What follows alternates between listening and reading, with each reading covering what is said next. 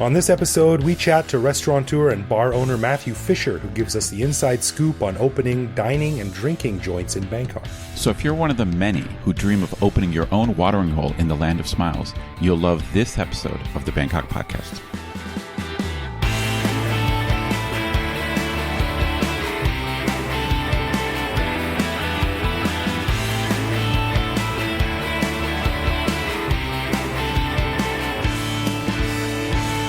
Sawadee krap, and welcome to the Bangkok Podcast. My name is Greg Jorgensen, a Canadian who followed a friend to Thailand in 2001, and when he buggered off, I just kind of decided not to, and I'm still here. And I'm Ed Knuth, an American who came to Thailand on a one-year teaching contract 17 years ago, fell in love with island life, even though I've spent very little time there, and never left. A really quick note off the top of the show, we are announcing our first podcast meetup for season 3. We're holding it at our usual place, Smalls, on November 16th, which is a Friday night from 7 to 9 p.m. If you're in town, we'd love to have you come down and say hi, have a few drinks, take a few pictures, tell us a few jokes, whatever. The past events we've had when Evo was here were always really fun, and it was really great meeting our listeners. So November 16th, if you're in town, come on down to Smalls. We'll post something on our Facebook page, so if you have any more questions about it, drop us a line or just go to our Facebook page to check out the details there. Yeah, it'll be fun for sure. We want to say a quick thank you before we get on with the show to one of our patrons, a guy named David Lloyd, who supports us at the show shout-out level. Stick around after we're done talking about opening a bar or restaurant in Thailand to hear why David should have his own podcast about Bangkok called The Original Bangkok Podcast. Yeah. Of course, one of the cool things our patrons get is an unscripted, uncensored bonus episode every week where we talk about all kinds of stuff.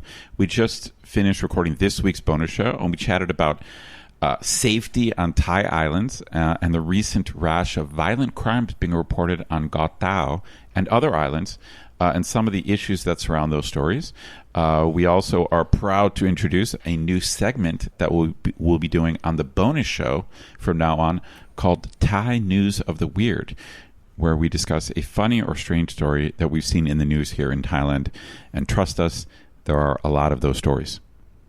Yeah, that was fun. Looking forward to doing that in the future.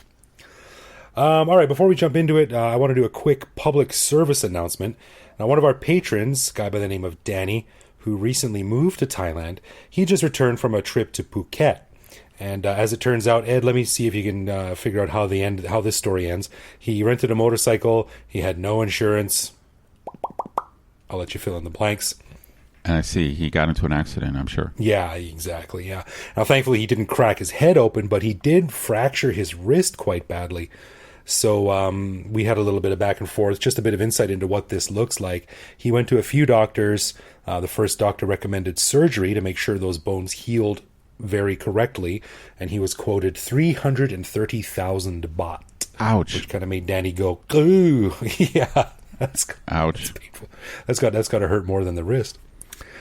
He got a second opinion with the surgical option coming in at 150,000 baht, but the doctor also said that he could realign the bones without surgery, but it would hurt like a bitch and take longer to heal. So that's the option that Danny chose. And he was discharged with a cast on his hand for 4 weeks and a few months of taking it easy. But the total cost was about 10,000 baht. So all in all, not so bad. The moral of the story, of course, always get a second or third opinion when you're dealing with hospitals in Thailand.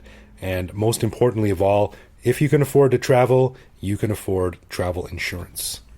No doubt, for sure. I mean, I got to say this. I mean, we've talked about it on other shows, and I'm sure we'll talk about it in the future.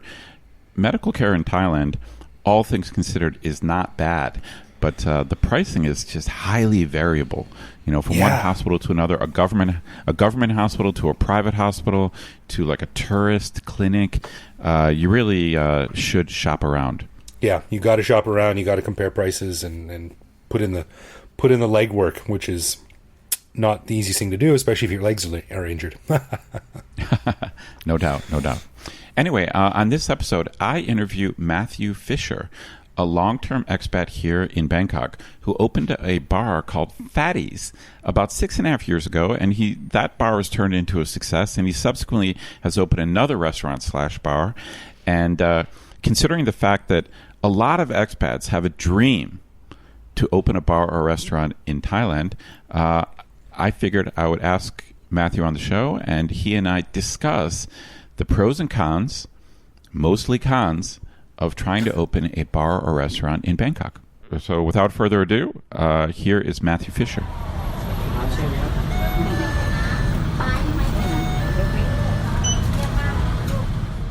Welcome, listeners. I wanted to introduce you to a friend of mine named Matthew Fischer. Matthew Fischer is a local bar owner and restaurateur.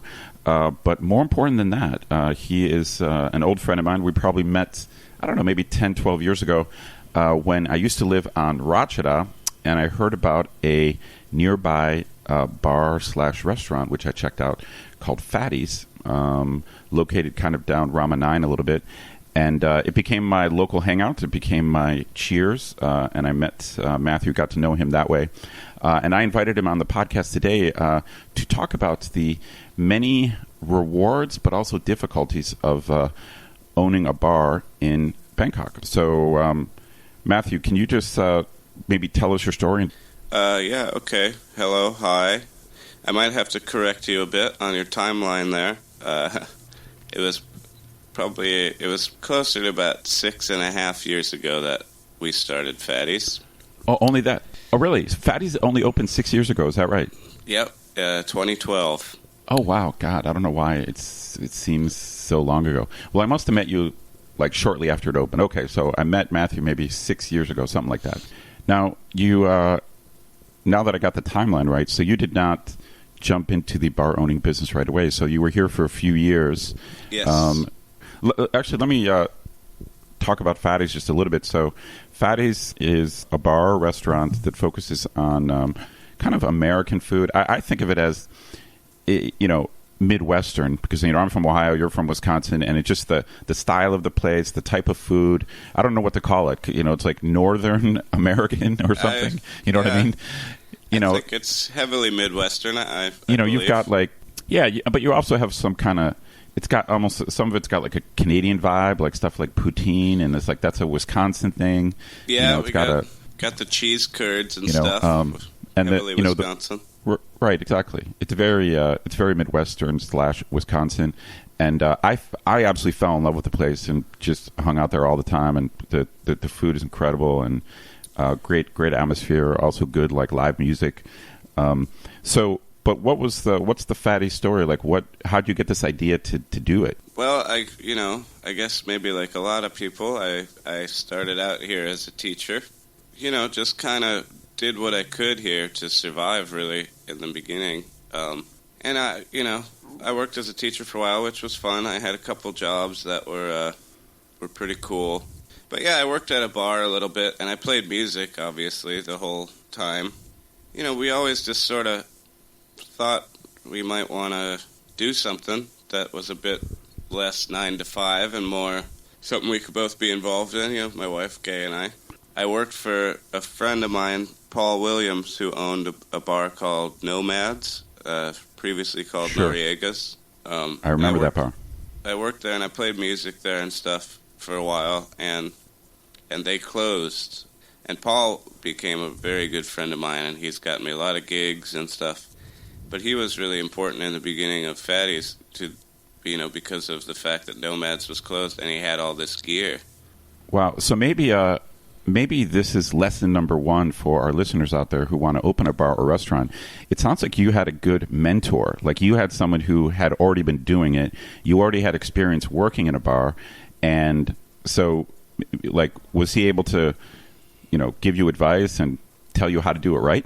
Maybe the other way around. Because I worked there for a while, and I kept telling him that he should get food in. He should get some good food in. He's got a kitchen.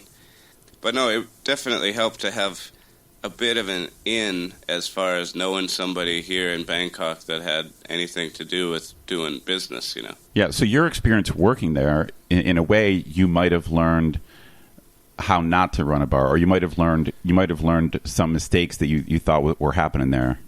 Yes, over the years, I've definitely picked up on all kinds of little nuances of how to run your business and stuff. And one of my main rules after working for a wonderful couple for many years was don't run a business with your spouse. But it's one I haven't followed myself either. I see. It does seem a lot of foreigners end up running bars or restaurants with their Thai wives. Of course. And so you're saying that's potentially troublesome or potentially dangerous.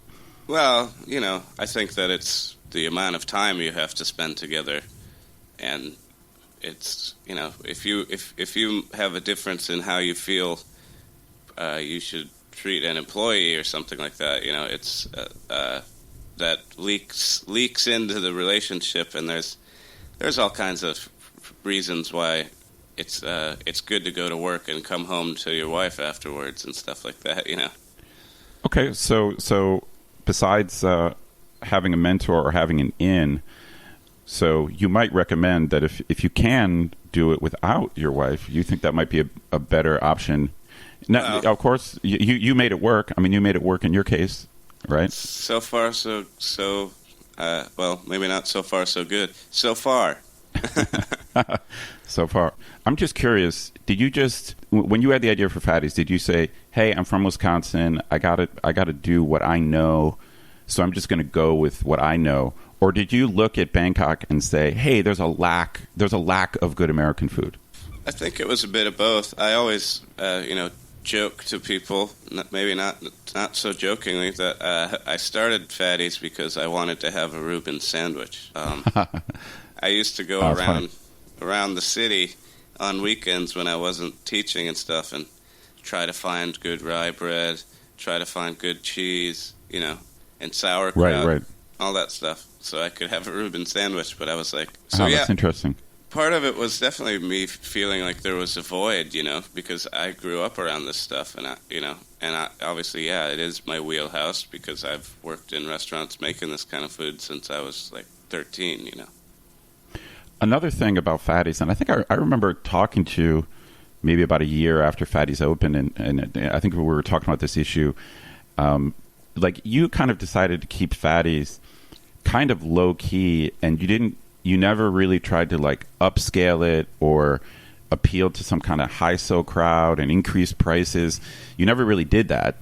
I think you had been checking out some bars in Tonglo and Ekkamai, and you were talking about how just the decor and the furniture was ridiculously expensive and not worth it, and it's just there was no reason to do that. And you've kept Fatty's kind of rustic.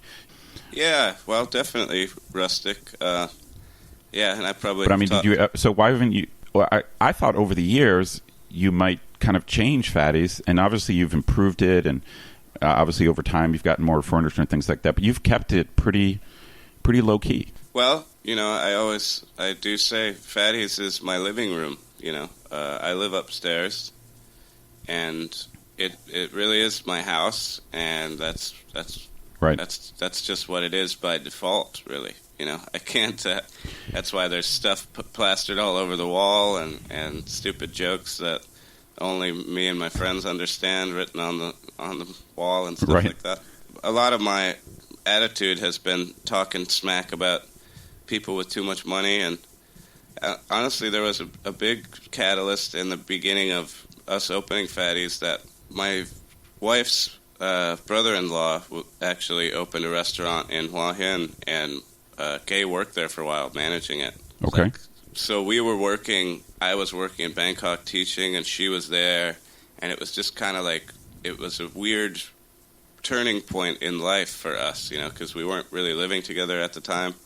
And then I kind of almost secretly had the idea for Fatty's, and I started looking at buildings, and it was just like, I definitely thought, like, you know what, I could do this better, and Bangkok needs this, and it needs a spot for good, like, indie music and good food, and, like, I could do this, we can do this, let's do it, And I say that Fatty's has stayed open basically out of spite for the past 6 years, because so many people told me I couldn't do it, I was impressed just back in the day, your commitment to it, and the fact that you were often in the kitchen, cooking. You're sweating your ass off back there, and then sometimes you would step out, take your apron off, and like pick up your guitar and then play a few songs. I mean, you definitely put everything into it. I mean, you seem to be just devoted to it, and it obviously paid off. I mean, it has survived. And like, if there's one thing that's true of Bangkok bars and restaurants is there's a lot of turnover, man. Absolutely. A lot of places last a year at best. That's totally true. And yeah, like I just said, I mean, it's been for spite that I keep doing it, and it's all I got. It's the only thing I really have going for me. So, of course, I put everything into it. It is me, and it's just I can't not be me. Right. Well, let me say this also about Fatties is, and I think there was some kind of hole in the market. I think when it comes to foreign food in Bangkok, is that you're almost always paying 400 or 500 baht for it. It's like a lot of like there are other American restaurants in Bangkok, but they're all basically kind of upscale, or at least they're trying to be upscale. Yeah. So you're gonna go eat ribs, but you're gonna pay 500 baht or something like that, or more. So maybe Fatties was one of the reasons that it succeeded is that it was an opportunity for expats to just hang out at like a normal place and not, it's like back in the States. At least the way I think about eating out, it's like, when you're a kid, like I would eat out with my parents at some nice restaurant, like a proper restaurant, where like, and you didn't necessarily have to get dressed up, but your mom would be like, "Don't wear that" kind of thing. But then with my friends, we would never go to a place like that. Like with my friends, we would go hang out somewhere, like with jeans and t-shirts, and and it's cheaper and the food is great and it's good atmosphere, but you don't feel like it's a big deal. Like I feel a lot of the American restaurants, they're trying to be upscale. And so maybe Fatties did fill a need for just a relaxed joint where people can hang out. That was definitely a huge part of the plan.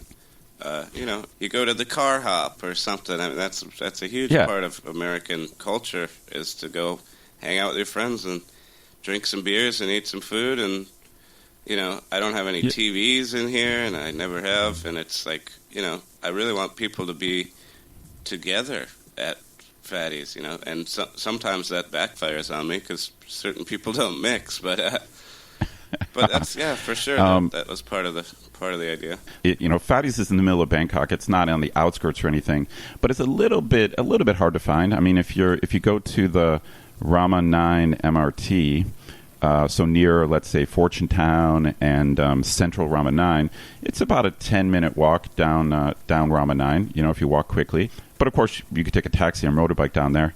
They say with a bar and restaurant, location is everything.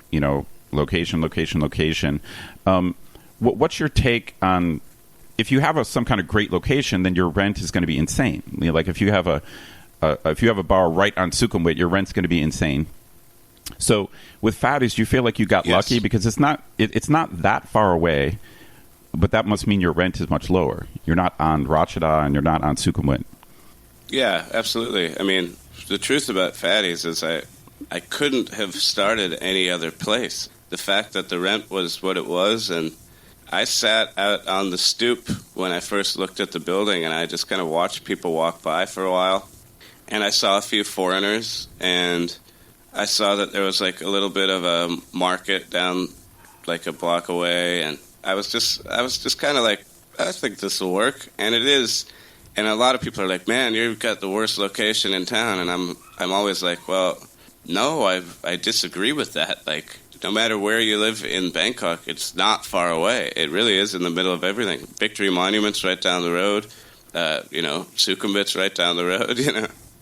Agreed. I mean, it's right in the middle of Bangkok. I mean, so it's not on like a prominent main thoroughfare. It's not that hard to find, and so maybe we can spin this into some advice for anyone who wants to do this. In terms of location, the best deal might be finding a location that is close to a main thoroughfare, like you're very close to Ratchada and Rama IX, Right. but a little bit away, like a couple blocks away, and the rent is going to be significantly lower. Yeah, I think, I did get really lucky with the rent on this place. But, it really depends on what your interests may be, because I really kind of was okay with the idea of having a destination place, and feeling a little bit of a niche. Also, I wanted to be able to have loud rock shows and not piss anyone off, That was part of it as well. It is in a kind of sweet spot. I mean, there is some logic to it in that you're not on a main thoroughfare, but you're not really that far away. So, to me, it is kind of the best of both worlds. I mean, it is a sweet spot. Yeah, absolutely. Yeah, especially, considering the rent and that I live here, that's a big, important part of it all. So I wanted to mention your kind of relatively new adventure. Your new adventure is called the Fat Tap. Is that correct? Yep, that's right. I've just heard through the grapevine you've got some partners, and I haven't had a chance to get out there, but it's basically just a little bit off Ekkamai. Is that correct? Yeah, it's right on Ekkamai, Soy 16. Again, it's very near like Tonglo and tons of kind of hot spots in town, So what's the difference between Fatties and the Fat Tap? Well, the Fat Tap essentially was it's really my first foray into partnering up with some investors, and the idea was to keep the food and sort of craft beer vibe going, but maybe scale it up a little bit and put it in a different part of the city where, people who maybe lived over there could be able to get a burger and some beers, Right. Is the food exactly the same as Fatties, or do you have a different menu? It's pretty much the same. We do some more things at the Fat Tap that we don't do at Fatties, but essentially the same. We got burgers, barbecue, sandwiches, all kinds of fried cheese and stuff like that. Do you think of it as like Fatties 2.0, or you don't think about it that way? Like, how do you think about it? Yeah, it's definitely been a springboard for me. I mean, the guys that I partnered up with, I know them through Fatties and stuff, and yeah, it was kind of like the tried and true method. Like people know Fatties for a long time now, and we kind of used that as a platform to build something onto. Excellent. Well, I definitely need to get out there. I mean, now that I live over the river, I just don't get out to Ekkamai too often. But I need to check it out for sure. Yeah, man, it's definitely worth a visit. We've only been there for less than a year now, and we're trying to sort of figure out who we are. The identity of the Fat Tap is still being created, I think. Whereas Fatties is quite dug in as the dive bar with good burgers and thrash bands every once in a while. Gotcha.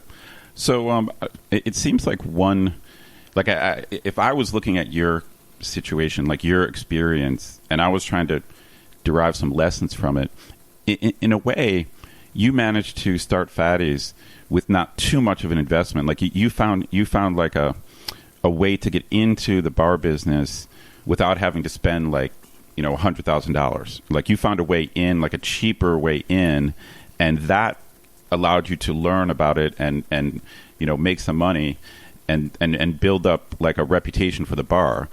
Like, so, because I think when I look at like I was just checking out if you just Google like bars and restaurants for sale in Bangkok, that sure. all of them it's like they start at like $100,000. It's like for a bar or restaurant.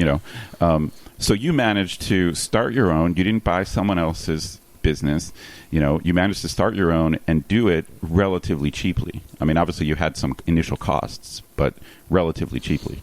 Well, yeah. I mean, I would argue that Fatties is one of the cheapest expat run and sort of expat-oriented bars in Bangkok by a lot. But that meant that I had to be, like you said, completely committed to the place. And I spent 2 years working here with no employees, just me and my wife, and we didn't have an air conditioner, so it wasn't easy. Yeah, I have many memories of you coming out of the kitchen like drenched in sweat. You paid your dues, but it was your place. It's like you didn't buy someone else's business. You didn't buy a brand. Right. Like you created a brand, and so maybe that's useful advice for people, because if you just Google buying a restaurant in Bangkok, it's like there's a lot of blogs and advice basically telling you not to do it. Maybe the reason those people fail is they show up with a bag of money from the States, and they think they're going to just buy an existing business, and then they think they're just going to sit back and the money's going to roll in, and then of course that doesn't happen. Absolutely. I definitely have given this advice a few times. If you want to invest money into something and make money, and that's it, if you think that a restaurant is your best bet, you're an absolute moron. Like, it is not. It's a horrible investment. It takes tons and tons of work. Yes, the risk is quite high, and it takes a lot of work. Yeah, I was just on. Let me double check right here. I got TripAdvisor open. TripAdvisor has 11,000 restaurants listed in Bangkok. 11,000. And that's probably not all of them. That's just those that are on TripAdvisor. Yeah, exactly. Yeah. Yeah, the turnover, the competition. So many businesses don't survive more than a year as well, especially when people come with a big bag of money and think that that's what it's going to take, Okay, excellent. Well, I think we gave people some advice. Maybe to some extent we've scared some people away from a bad idea. But I think you show that if you have your own idea, like you wanted to do your thing, your Wisconsin thing, your food that you have experience with, and then you totally dedicated yourself to it, and with not a huge initial investment, you kind of show that it's possible. Like you can make it work if you're dedicated. Absolutely. I'm a huge believer in the fact that you can do anything you want, but don't forget to take into consideration that you have to do a lot of stuff you don't want to make it happen. No doubt. You have worked your ass off. No doubt about that. Well, maybe we'll end with a shout out to your band. So, like I said, Matthew is Matthew is a singer, songwriter, musician. I know labels kind of suck, but I would probably call your stuff like roots rock, American roots rock, or maybe folk rock, something like that. It's stuff that I like. I've always been a fan of it. Yeah, I mean, a lot of kind of Americana has been used to describe the music a lot.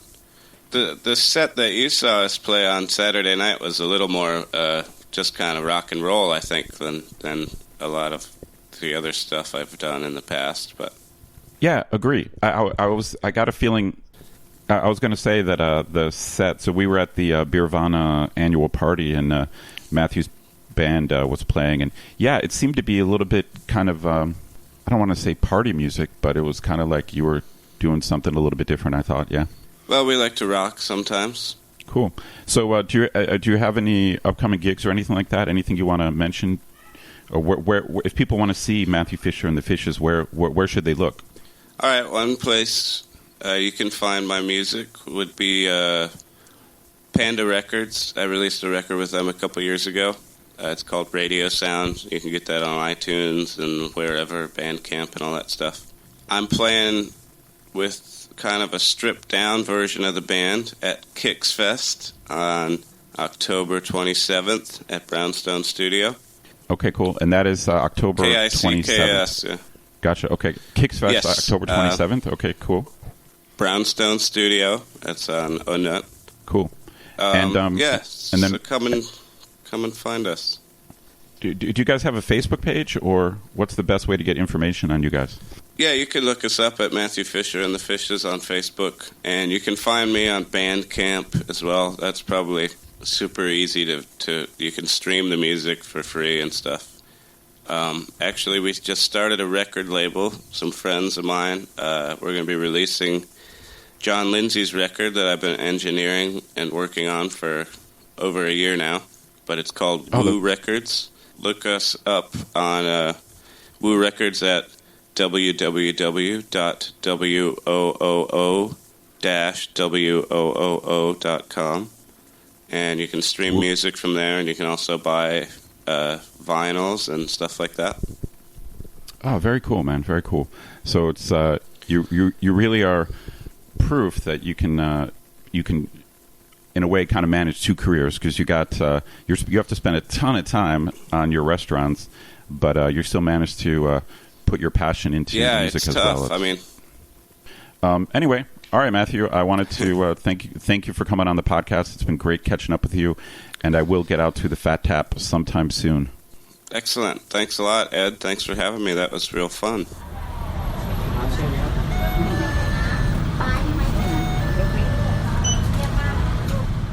Man, that was really interesting, and it fits in with a lot of what I heard about the restaurant biz. Is that it's really, really hard, and it's kind of like doing a podcast. You know, like you're not going to make a ton of money at it, but if you like doing it, it can be very rewarding. So that's exactly right. I mean, one thing about like I mentioned in the interview, I met Matthew, 6-7 years ago, something like that.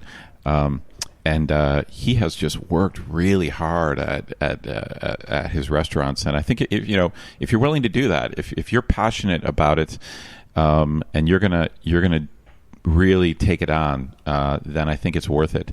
I do recommend checking out either of his places, Fatty's on Rama IX or the Fat Tap off of Ekkamai. I do recommend both those places, especially if you're into American food, or actually probably really, as I said in the interview, like he's from Wisconsin, so it's really, it's also kind of Canadian food. Like he does the whole, he serves poutine, it's that whole northern U.S. Canadian style of food, Yeah, man. Last time I was at Fatty's for a hamburger, man, this burger was brought out to the table, and it made me its bitch so fast.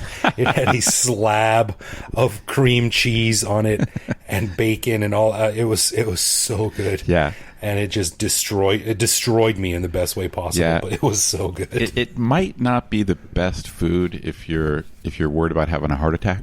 But as long as you're not worried, as long as you're not worried about having a heart attack, it's delicious.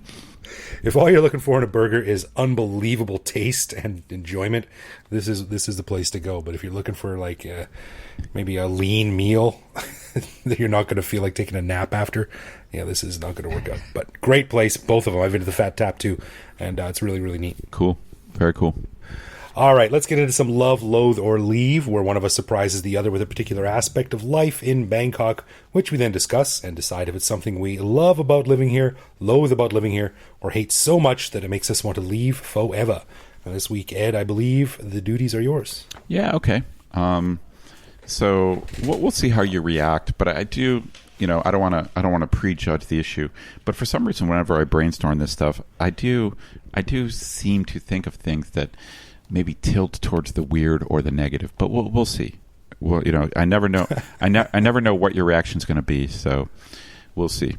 All right, so you ready to go? Ready. Okay, here we go. Nam pla. Nam pla. Fish sauce. Yeah. What's your take, man? It's weird. What's more than loathe? I hate fish sauce. Do you really? Hate it. Do you really?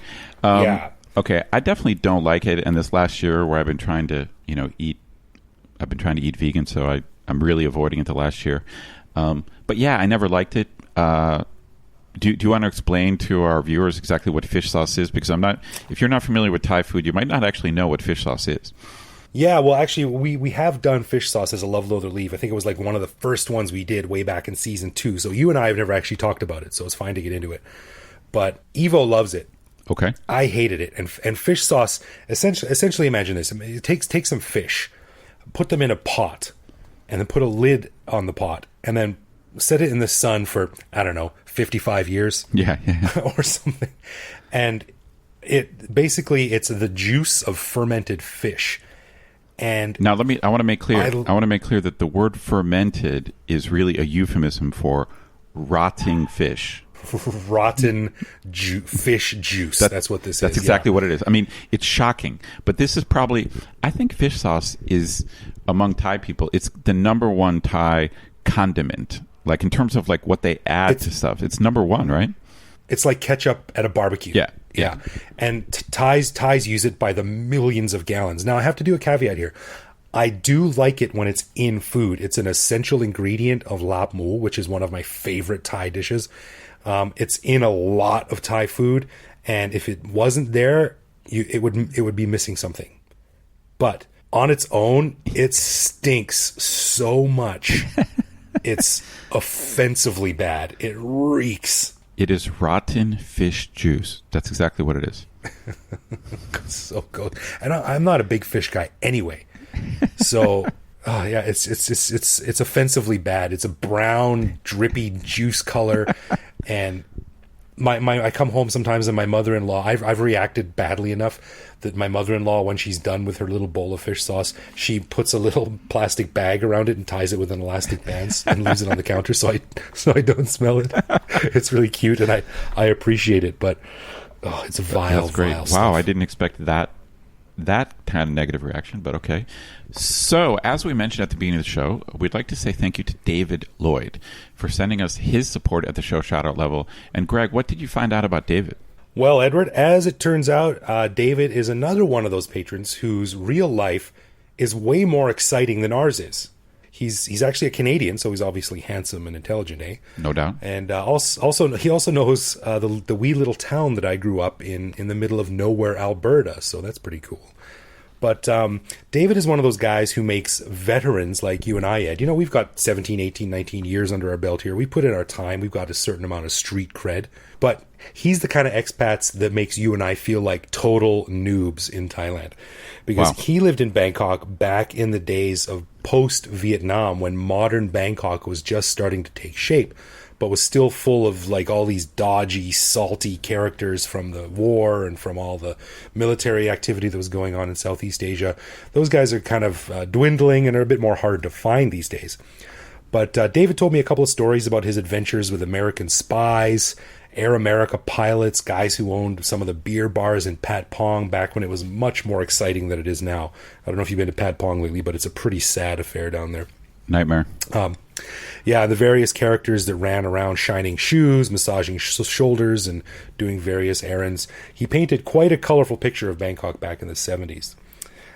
He also recounted a story of two guys named Bob and Sam Coalflesh, scary ex-Green Berets who owned the Superstar bar in Patpong, but got busted smuggling 72 tons of Laotian weed into Washington state on the supply boat they owned with the logistical assistance of the Vietnamese and Laotian armies.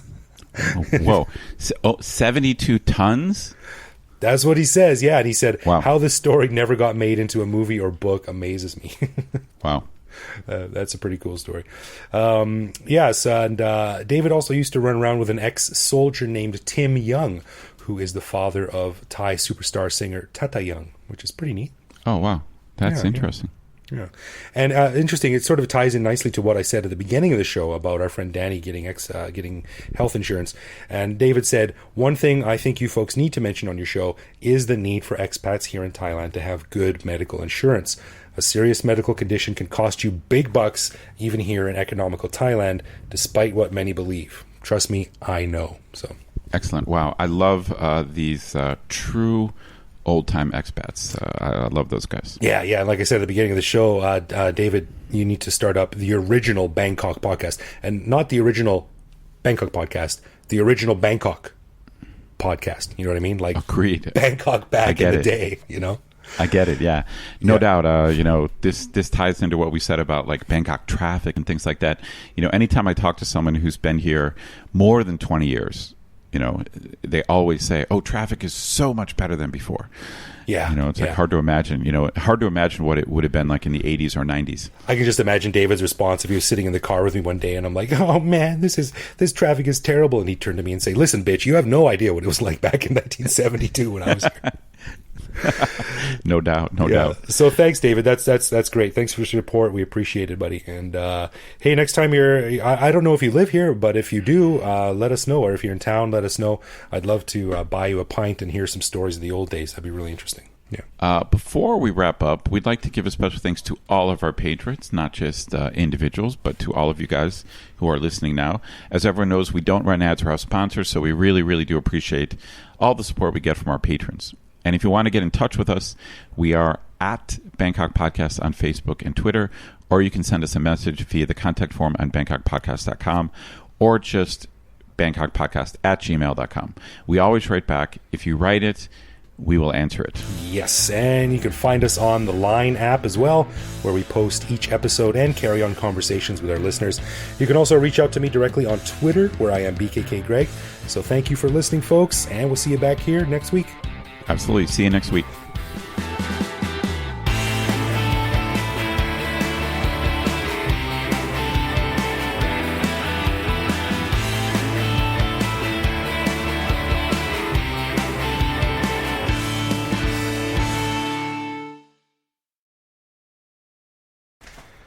Hey guys, guess who forgot to do a little tag on the end of the show again? So I'm recording this real quick at the end.